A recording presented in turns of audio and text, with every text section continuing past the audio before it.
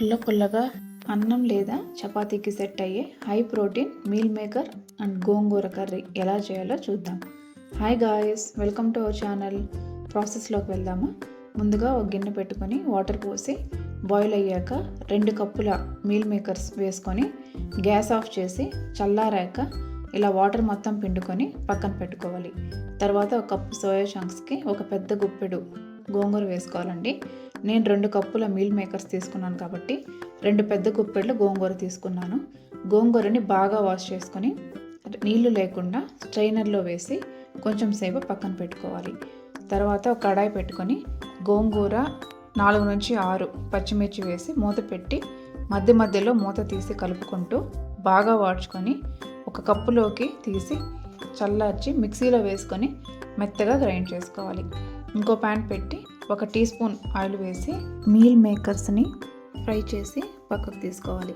మళ్ళీ ఒక కడాయి పెట్టి 2 టేబుల్ స్పూన్ల ఆయిల్ వేసి నూనె కాగిన తర్వాత 1 ఇంచు దాల్చిన చెక్క, 1 టేబుల్ స్పూన్ జీలకర్ర వేసి బాగా ఫ్రై చేసి 2 మీడియం సైజ్ ఆనియన్స్ని సన్నగా పొడవుగా కట్ చేసి 1/2 టీ స్పూన్ ఉప్పు వేసి ఒకసారి బాగా కలిపి మూత పెట్టి ఫ్రై చేసుకోవాలి. ఉల్లిపాయ బాగా ఫ్రై అయిన తర్వాత 1 పెద్ద టమోటా సన్నగా పొడవుగా కట్ చేసుకున్నది వేసి కొంచెం పసుపు వేసి ఒకసారి బాగా కలిపి 1 టేబుల్ స్పూన్ అల్లం వెల్లుల్లి పేస్ట్ వేసి మూత పెట్టి ఉడికించుకోవాలి.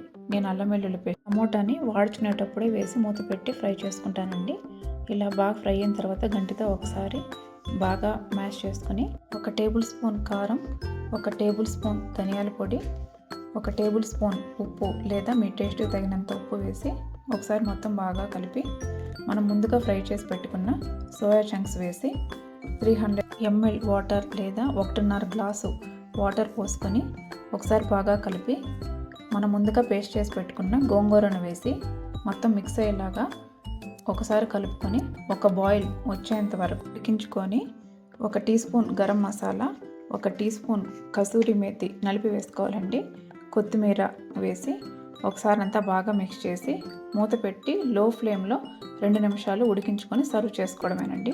పుల్ల పుల్లగా ఎంత బాగుంటుందో, అన్నం చపాతీ దేనిలోకైనా బాగుంటుందండి.